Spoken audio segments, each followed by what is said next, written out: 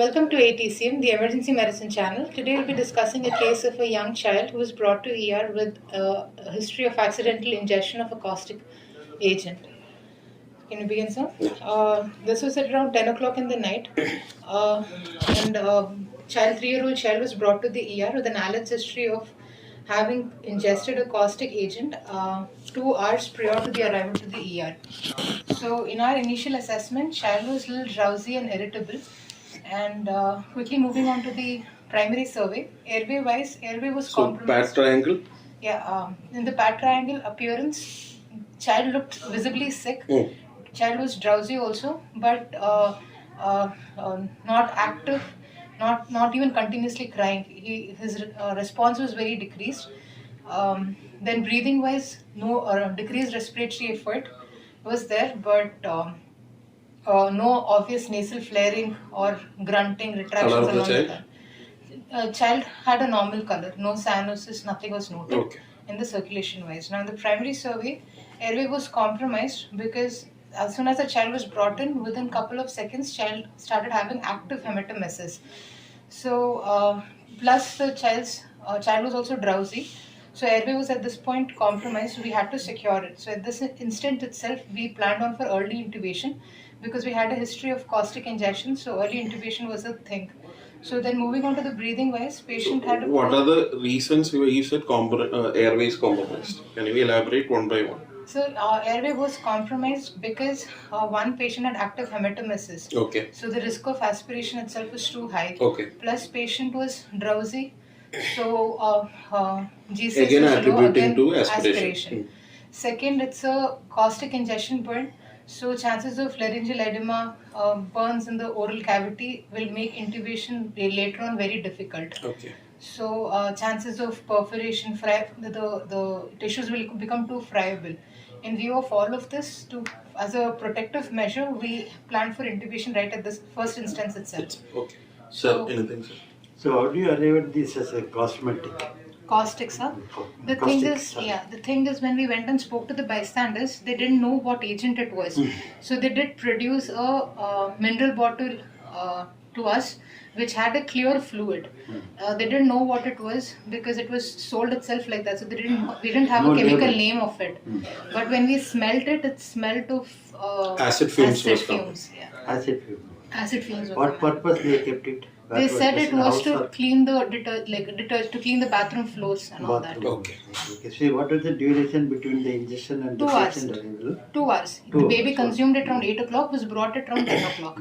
Before coming to our hospital, he was taken to the other hospital, but because the child had active hematemesis, they did not want to they said it was beyond their capacity, which is why they referred to us. So was there any future suggestive of airway compromise? Like I mentioned, sir, active hematemesis was there, but no no obvious burns. So any airway obstruction, partial or complete, was there any clinical features? Nothing, sir. Foreign body as such was not there, and no obvious burn injuries were not seen on the face, oral cavity as such. No strictures, nothing of that. What is the respiratory sounds? Stridor? No obvious stridor wasn't seen. Voice? Sorry, sir. Hoarseness of voice. The child had not really. It had a weak cry, but there was no change in voice as such. Okay. Any dysphonia? Dysphonia was not noted, sir. Just a weak cry. Because of poor respiratory effort was also there. So, with this information, we moved on to the breathing part. Hematemesis, what was the quantity? The child was just attempting on retching and massive hematemesis. Like child continuously had vomited blood. So Vomited? without any, Okay. Get mixed vomit. Yes, sir. Vomitus was like frank blood. Okay. So then moving on to the breathing wise, patient had air entry was bilaterally equal. There was no crepitations as such was seen. But like I mentioned earlier, respiratory effort was poor. Saturation he was maintaining to 100% itself in the room air, but respiratory rate was around 16 to 17 cycles per minute only. And then circulation wise, child had a CRT of less than 3 seconds. Peripheries were warm. No skin color changes were noted. Had a heart rate of 78 beats per minute. For a 3-year-old child, this was on the lower end. Side. And blood pressure was 100/72 millimeter mercury. So saturation, how much is it? 100%, sir. 99-100% in room air. Room air. What would be the reason for that bradycardia? One, Patient hypovolemia that'll cause tachycardia. Tachycardia. Any specific reason why the heart rate is a little bit on the lower side? Child being That can be one of the sign for your early. hypoxia.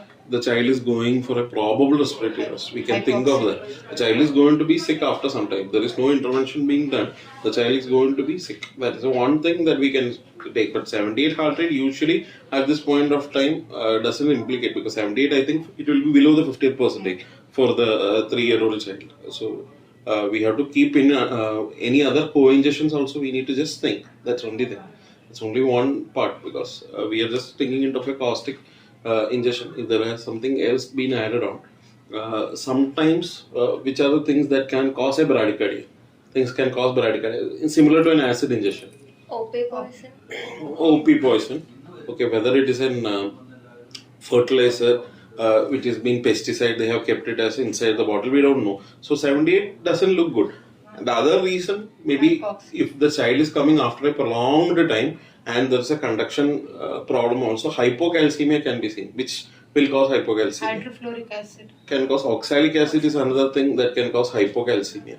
So that is one thing that you need to keep in mind. 78 heart rate, I am not very happy why the child is having. It's not a straightforward thing. 78 heart rate, either maybe later on the child become irritable, the heart rate should go up. Actually, as per this thing, the child is a little bit irritable, the heart rate should be a little bit on the higher side. Maybe an impending respiratory failure. The child is going to have an impending respiratory fatigue and failure. Maybe that might be the reason for a decreased heart rate. Or else you need to consider some co-ingestions.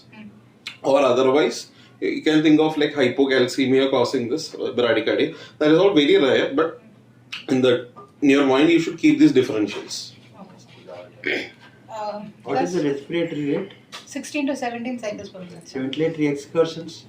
Poor respiratory. Poor respiratory. So impending respiratory failure, everything attributes to that. 16 to 17 respiratory rate. What is the percentile for this age group? What should be the respiratory rate for a 3-year-old child? 3-year-old would be more than 25. It should be about 25 anyway, but it's a little bit on the lower side. The child is becoming drowsy, the child's respiratory rate is decreased, heart rate is slowing down. So all those things are attributing to your probable the child is going for a respiratory failure. So then plus the child had active bleeding, oral cavity was like filled with blood. So we had to do frequent suctioning and we placed the child at the left lateral position for the time being, while we prepared for the intubation. Now moving on to the disability wise, child had a GCS of E2, V2, M4 with pupils being 2 mm but slightly sluggish to reactive to light. Now exposure wise, we took the child's clothes off, did the decontamination with sterile water, and we covered the patient back again with a warm blanket to prevent hypothermia in a child. Can you come again? What you did as decontamination? We took the remove the child- cloth. Okay. And with sterile water, we washed the child's body, Okay. and we covered the patient back with warm blankets to prevent hypothermia. Okay. So what was the idea behind washing the child? One, What did- because it was a caustic thing, so we didn't know whether, because it was not by the time the father noticed that the child had already ingested, so we didn't really know where all the Okay. So anything is there in the dress, you don't want to have an excessive burns again. So that is one reason, and we are not thinking in terms of an OP poisoning, where we are considering maybe we not, but definitely there is no harm in doing this. What you have done, there is no harm in doing whatever you have done. Decontamination, body decontamination. What are the other decontamination? GA decontamination role? There is definitely, it is contraindicated here. Definitely it is contraindicated. Gastric lavage is definitely contraindicated, and all other decontamination. There is no role for active charcoal, it is again contraindicated. So in this background, that's another question. My question will be the child, suppose the child didn't have hematemesis. Going to a center and whether they should go ahead, do a gastric lavage or not. They are giving some white fluid. They are not sure what exactly it is. So we don't know if it is caustic or not. We don't know. So what is the advantage of doing a gastric lavage? What is your advantage of doing a gastric lavage? What is your advantage? It prevents further absorption and So whatever there is retained in the stomach, we can just suck it away and decrease the absorption. Further damage we can prevent. But you see, when you are putting in this for a 3-year-old child, how traumatic it will be to go ahead and put it riles to, and hopefully we are not going to gain anything. So that is the best thing. So if the child is presenting even early, we doesn't know what exactly the child has consumed. By doing a Ryle's tube insertion, we are doing more harm to the child. Whether we are not sure that it's a caustic injection or whether it's a petroleum distillate, we doesn't know anything. So it is better in that way, just avoid. If definitely it's a caustic injection, don't do. So only instances where we are very sure this is what the child has consumed and within 1 hour time the child has come to you, that is the only time. And other thing that the airway should be protected. So without a protected airway, again going to put a Ryle's tube or a gastric lavage, the classically described gastric lavage tube is very difficult. So preferably it should be avoided. So definitely it is contraindicated once you know it is an caustic injection. No role for active charcoal, whole blood irrigation, everything is out. So then in the meantime, while we prepared for all of this, so VBG was also parallelly taken, but it just showed like mild acidosis, but there was no increase in the lactate levels and no drop in the hemoglobin was also noted. Okay. So VBG looked grossly normal. Grossly normal, there was no acidosis. No acidosis as pH was normal. 7.33. 7.33. What is the bicarbonate? Bicarbonate was around 20. So we used to suspect in metabolic alkalosis and the child is starting to have vomiting. But still the 7.33. So the child didn't had an alkalosis but a mild acidosis. Okay. Plus The lactate possibility levels of also this normal. caustic may be either alkali or Acid. Acid. Could be both, sir, because we don't really know about it. And besides, since it's the bathroom floor, it can be either a potassium hydroxide, sodium hydroxide, any alkali also, or it can be any HCl things also. Okay. We don't really know. Okay. So then we went ahead with intubation. Now, See, before this, whenever I used to discuss this, whenever a child is coming to the emergency room, what are the key things that you need to keep it ready? So we should calculate the required ET tube size.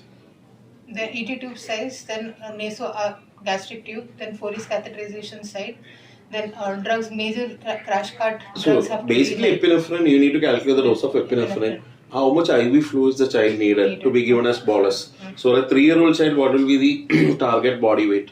So it should be approximately, at 1 year of age, it should be thrice that of body. It should be around 15 to 20 kg.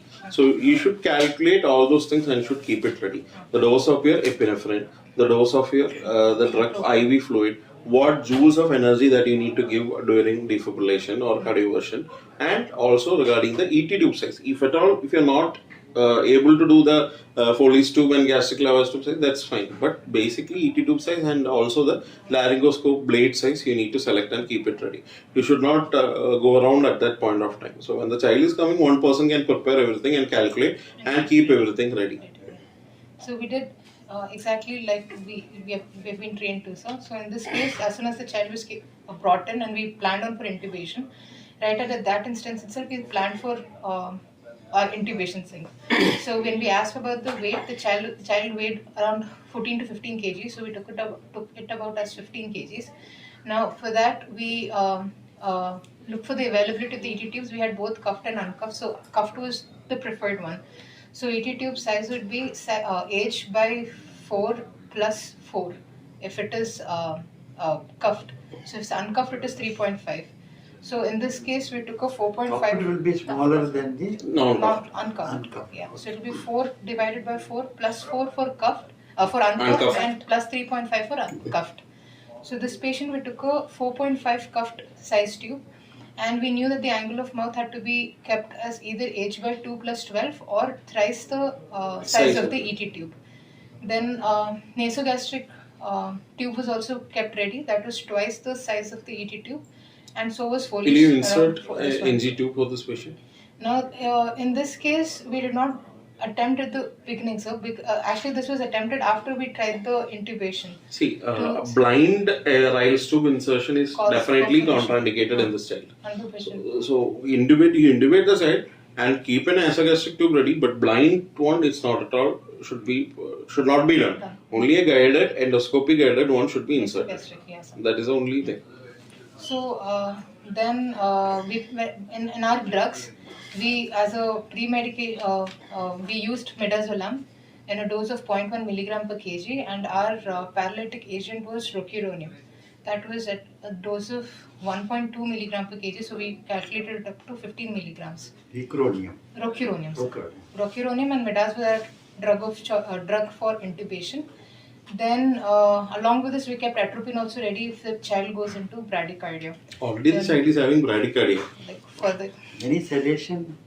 About what? Midazolam. Any analgesic you want to supplement? We can, fentanyl also can be given to this patient. Also can be given, it should be given. It should be.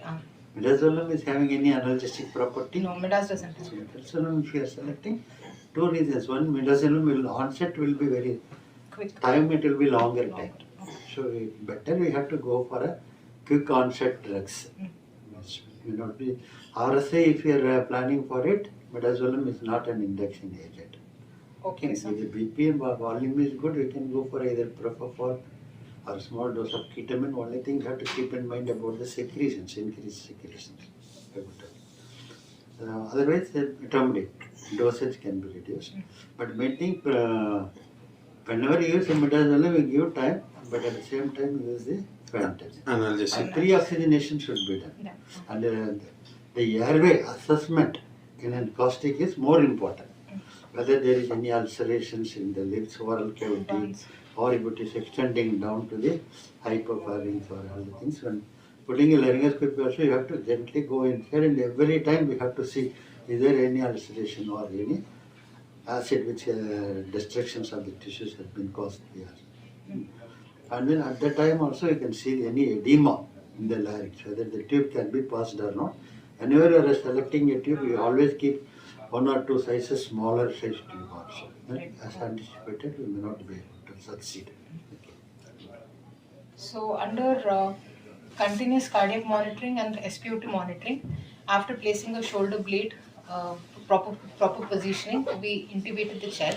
Why And shoulder upon blade? visual- For a proper 3-year-old child need a shoulder blade. Or something else. shoulder. When you will keep the shoulder roll, when you will keep the roll over the head. For the extension of the See, neck, very the this proper very big output visualization. is protruding. That will be less than 2 years. Okay, especially within year infants or newborn children, then it is mandatory. So when the child is 3 years, it may not be necessary. Only thing is head movement should be right. We can keep a small roller or a folded sheet under the head. Okay. So when we attempted intubation, sir, upon visualization, there wasn't any obvious ulcers in the mouth as such that wasn't seen, but the glottic area appeared edematous. Now this child was having a hemoptysis. How did you Hematemesis. Hematemesis. How did you pre-oxygenate the child? So in this child, so we didn't attempt reoxygenation for a long time because chances of that gastric distension was high and further risk of aspiration was increased. So we did a really quick So this intubation. will occur also. mainly when you are using the Bag bag mask. mask ventilation. So otherwise when the child is having an adequate spontaneous respiration, we can go with a appropriate Facing, mask and the flow rate we can. So pre-oxygenation is a must because this is the where you can you may land up in visualization difficulty or intubation difficulty. So, In this case, we did with a face mask. We put a face mask and we pre-oxygenated the how child. many liters of oxygen? For this child, we used around 10 liters per minute. What type of face mask? RBM and RBM. In this case, we did a Hudson mask. Maybe you can go for an RBM mask also. That will be ideal. See, the child is already drowsy, the respiratory muscles are not fully acting, and it is almost going to the stage of respiratory failure or respiratory arrest. Yeah. So already the child might have been exposed for longer period of hypoxia. So better you oxygenate. Okay. So we didn't see any obvious ulcers, but the glottic area was edematous. We were able to. Glottic area edematous. Glottic area was edematous. We intubated the child gently with just one attempt, and then the angle of mouth was kept at around. How much was it? 12. Yeah, angle of mouth is 12. Then after this, What is the tube size? size 4.5 cups. 4.5 cup. So then after that, Since there wasn't any obvious ulcerations and all, so in this case we attempted a gastric, the nasogastric tube. Should not be. We should not do a NG tube insertion. That what we have done, it is wrong. Should not be attempted. A blind nasogastric tube insertion should not be done. What you are going to gain by putting an Riles tube in the ED at this point? Idea was the. What you are going to gain? What you are going to gain? There is no gain. You are going to harm the child only by putting. Already there is some ulcer is there. Already there is some ulcer and the child is having hematemesis. So again you are putting a blind nasogastric tube. It is going to have perforation. So it should not be done. It should be an endoscopy guided only. It should be done. That is the correct evidences and practice. If you don't have an endoscopy facility, then that is a different ballgame altogether. You don't have a referral center, but again by putting a Riles tube, what you are going to gain? Only we are going to just suck out some blood from the stomach. After some time it will get, already you have secured the airway, then why you are worried about putting a nasogastric tube at this point? So that should have been avoided. Blind one should have been avoided. Then apart from this, the other medications that we started the patient was on antiemetics and acid suppressants were started. And then prophylactically antibiotics was also started because this patient has had hematemesis. So we went with third generation cephalosporin. Ceftriaxone we gave with a dosage of 50 mg per kg. Okay. Our antiemetics was ondansetron and ondansetron, what is the dose? 0.1 mg per kg and pantoprazole at dose? 1 mg per kg. Okay. So with these doses, we just medicated the patients and then we placed consultation calls because this patient had to be taken for endoscopy within 24 hours to detect the level of the stage of the burns, caustic burns that the child has sustained. Okay. Suppose this child, you have done all those procedures, you have placed a call. So what are the other adjuncts treatment? Fluid management, how will you plan? So in this child, since the child was in shock. Child was in shock. Child is in shock or not in shock? What is the blood pressure for the child? No, child was not in shock. Not in shock? Not in shock. Okay. So we just started with the maintenance fluid for this patient. So maintenance fluid and whatever the loss is there. The child has vomited. The blood and hemoglobin need to be arranged. PRBC needed to be arranged. That's the basic things that you do for any hematemesis. But the most important thing is basic fluid hydration because you are going to keep the child NPO. So you have to take care of the nutrition aspect of the child also as well as the normal hydration status of the child. So that part you need to take care. Yeah, so GRBS also we checked, sir. That was around 145. And ECG was also taken just to rule out any dyselectrolemia that can cause cardiac abnormality, but that wasn't there. Okay. And repeat after our intubation, the repeat vitals, heart rate had picked up to 105 beats per minute, and BP was 100/70, and blood pressure was not blood pressure. SpO2 was around 100%. Okay. Saturation? 100%. Then and electrolytes? Did you do any electrolytes? We did send for all the electrolytes. Mostly calcium and potassium were our priorities, but all of that was within normal limits. Then we also need magnesium. Magnesium. That was also normal. No. Is there any need? You told about calcium. It's in hydrofluoric acid. Hydrofluoric. So hypocalcemia as well as hypomagnesemia. So hyperkalemia is also not noted. Then chest X-ray was called to check for any aspiration or chemical pneumonitis features, but chest X-ray was also had like normal parenchyma. Within 2-3 hours we are not going to expect anything in the chest X-ray. Only thing, Riles tube part, why you would have gone ahead with Riles tube for maybe a sample collection for your toxicology. So that is again not needed. There is a thing that is outside available. Whatever child has consumed, you can send it for analysis. So no need for a toxicology indication not there. The endoscopy, why do you want to do the endoscopy? To detect the grade of injury, sir, and how many also grade? Endoscopy. There's a staging that is like we have from 1 to 3. 1 would be wherein there will be only superficial and only mild arrhythmia would be there. Now in stage 2 there will be involvement of ulcers. 2 again has 2A and 2B. So 2A will be superficial ulcers, type 2B will be deep focal ulcers. 3 is circumferential and circumferential and non-circumferential. So 2A will be non-circumferential, 2B is focal circumferential ulcers. Type 3 is where there will be necrosis. So again, type 3 will have A and B. A is superficial necrosis and B will be extensive necrosis. And 4 you will have like perforation, full-fledged perforation. So any of these things may be there in this esophagus also. This is the tube itself is a very narrow diameter tube.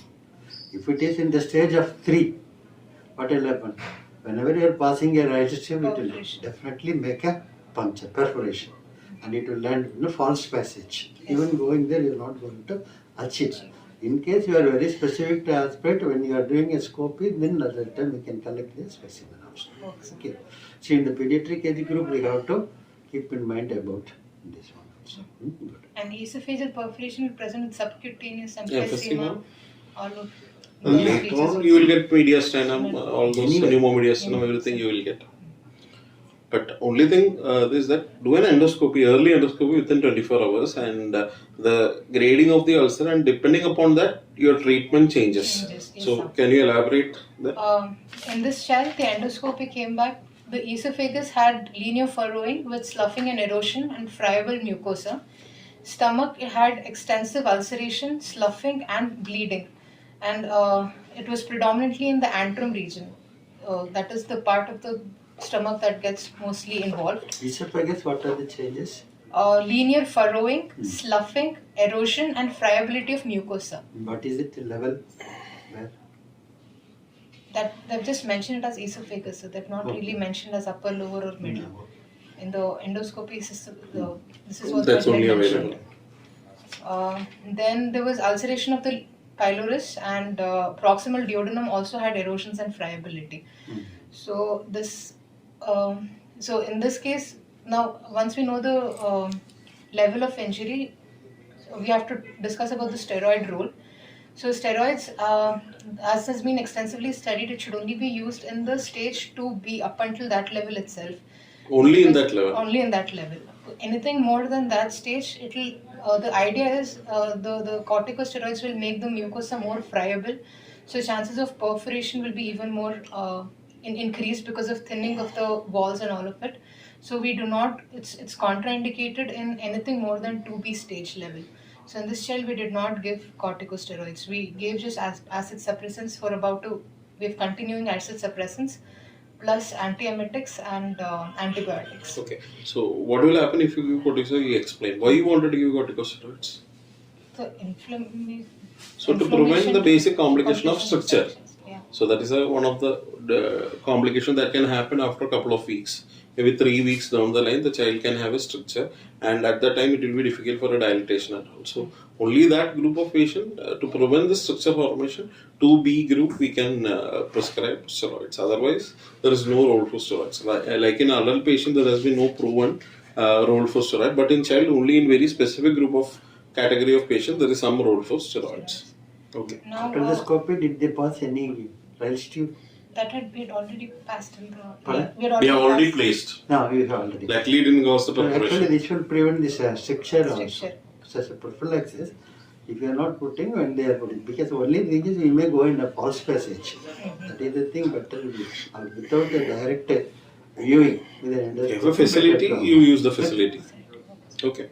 And now when you're talking about the other things that we have to avoid, the general idea, one, as we discussed earlier, gastric decontamination, all that shouldn't be done. And the other area is like when the child ingests something like this, the idea is to make the child vomit and bring it all out. That should not be done. That shouldn't be done because because the chances of burning injuries will again increase. Plus chance of aspiration will also increase. And the second thing is we shouldn't try and neutralize it by giving any alkylate agent because that will cause heat and further damage. So these things also should be avoided, and we shouldn't even give anything to the child because keep the child NPO because again chances of vomiting will increase. So these are the things that we avoid. The most important thing is what is the take home message in this case? The take home message: do not store these things in the drink. That is a major mistake. It's a preventive thing. The most important, it should not be kept in a drinking bottle, and it should be out of reach of children. So that should be the first thing. It should have been prevented thing. why did they keep these things available in a bottle where we used to drink? So that should not have been done, and it should be out of reach of children.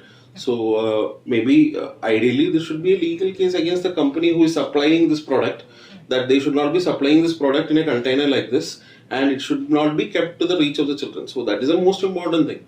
So when you look into the ingestions by children, majority are accidental ingestion. Yes. They would have kept in a Pepsi bottle or something like that, and the child would have accidentally thought of a water and they will drink this. So that should not be done and should be avoided. That is a majority of the time they would add a pungent smell to it, because that if accidentally somebody is going to drink that, they will understand this and they will not drink. In a child, it is very difficult for a 3-year-old child. So that is the most important message that we need to pass on. So, anything else? See, larger quantities of hydrofluoric acid has been injected and the patient is arriving earlier. Then when there is a restive, we can aspirate. Don't give lavage or anything. Just the excessive acid, whatever it can be aspirated, we can do it in order to reduce the quantity. And stay but for it's long again, time it's an dual-edged. You have to be very cautious under very clear-cut. This thing only you should be. That's only that. Okay. So anything else? Any abdomen examination, investigation, anything? So we did send a panel of investigations, but most of our investigations came back to be normal, like all the electrolytes. What and are the everything panel else. included? Panel included RFT, LFT, majorly electrolytes, serum electrolytes. That nothing of that sort was there. Along with this, CRP was little on elevated side, 58.2, and total comes around 20,760. Okay. Apart from that, the other investigations were normal. What other investigations? Toxicology. Ultrasound. Ultrasound wasn't done, sir. X-ray was done. X-ray was. He told the stomach there is an ulceration.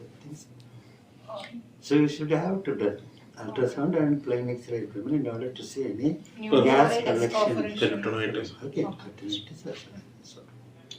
Toxicology. What was the product analyzed? Results awaited, sir. Okay. Okay. Good. Thank you, sir. Okay. Thank you.